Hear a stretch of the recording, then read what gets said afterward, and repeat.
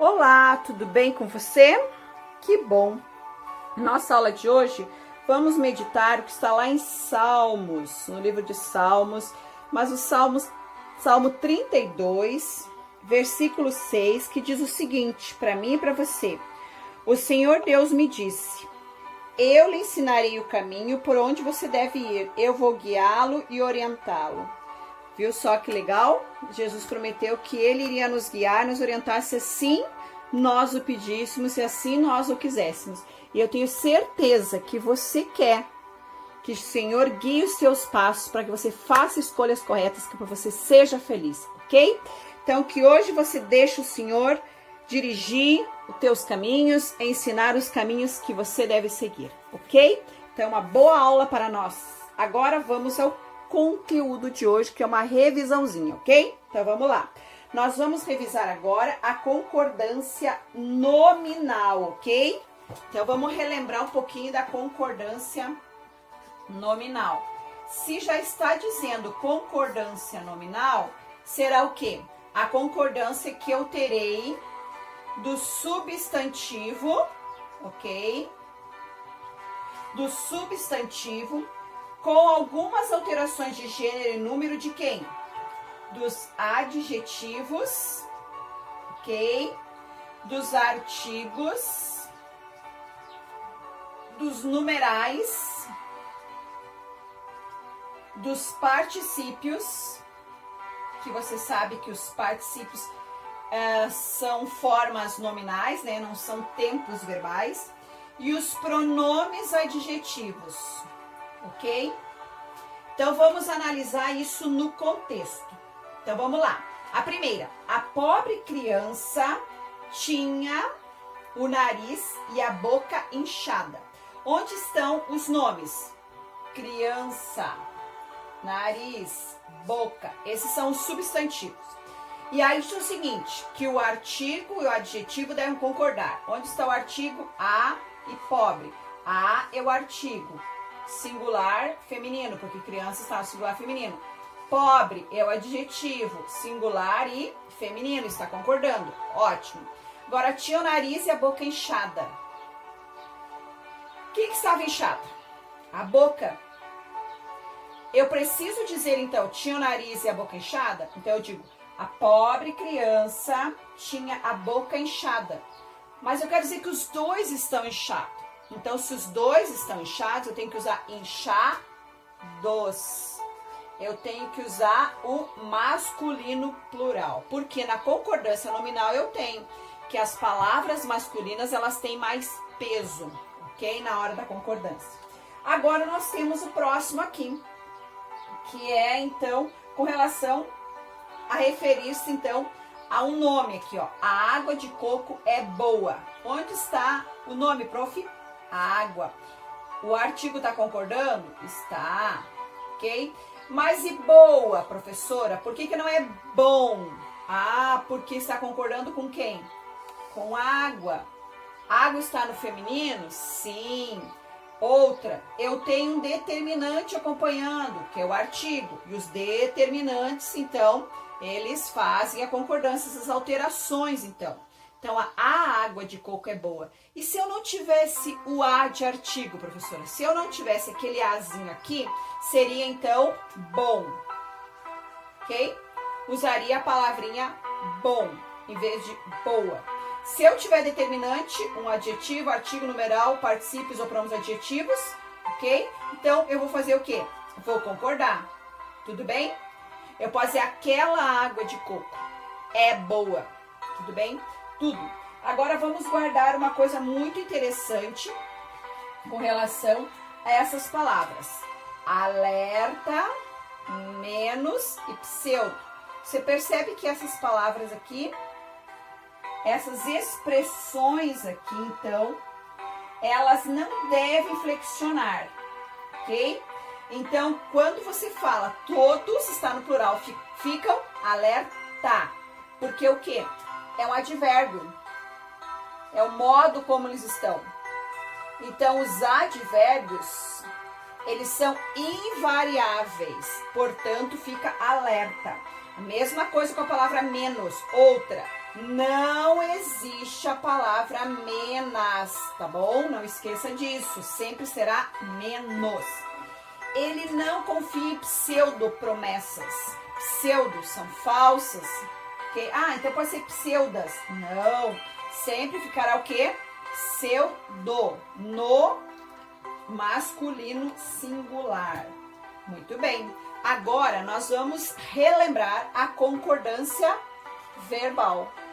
Se a concordância nominal, ela refere-se à concordância do nome, substantivo, com os seus determinantes, agora na verbal tem que procurar o verbo que vai concordar com quem?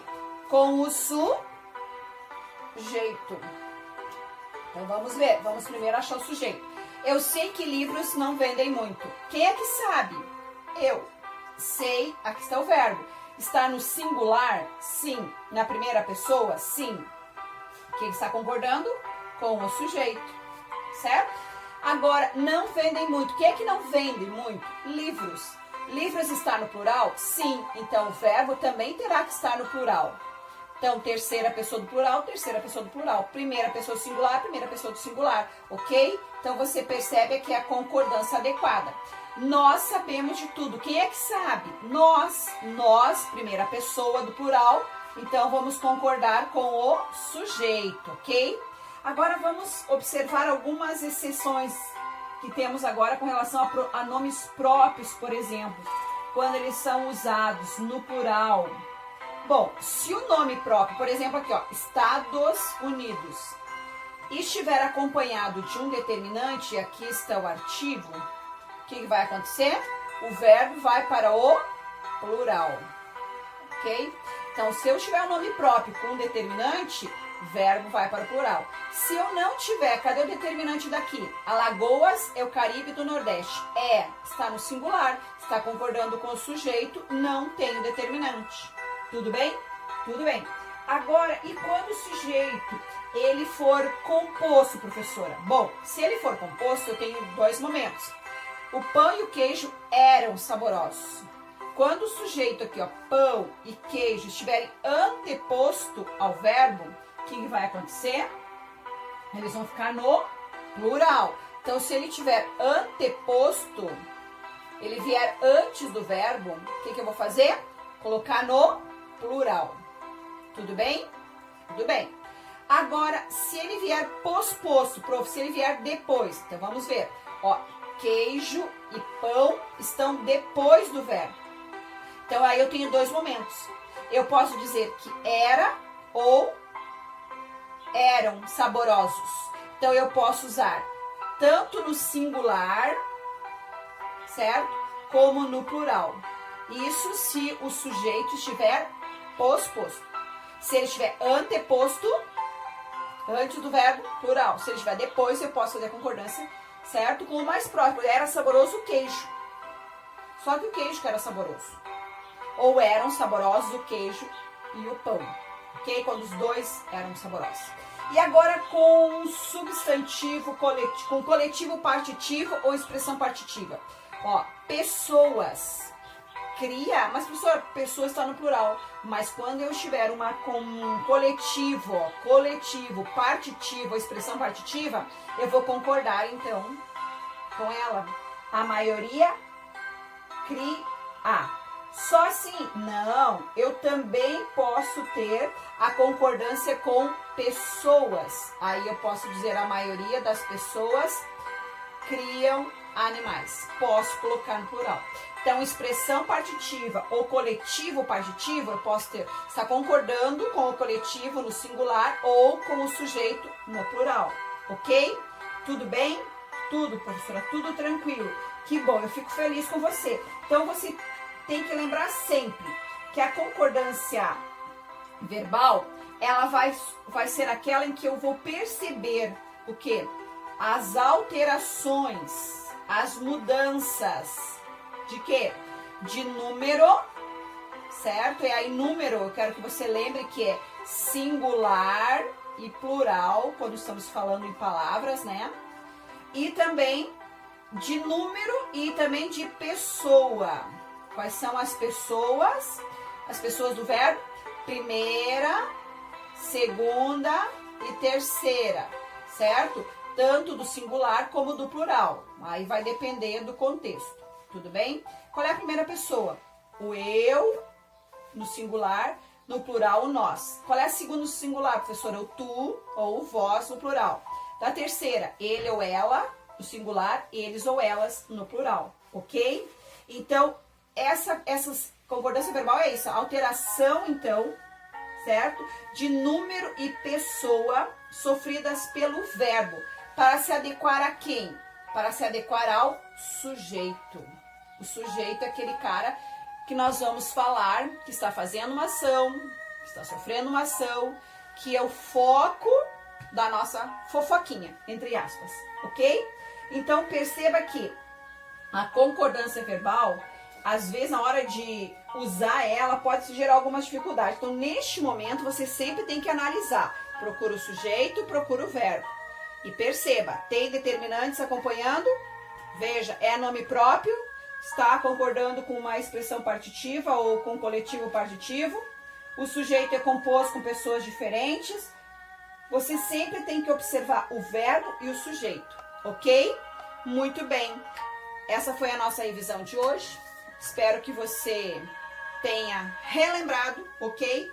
E nos vemos na próxima aula super, mega, hiper animados, ok? Tudo bem? Tchau, tchau.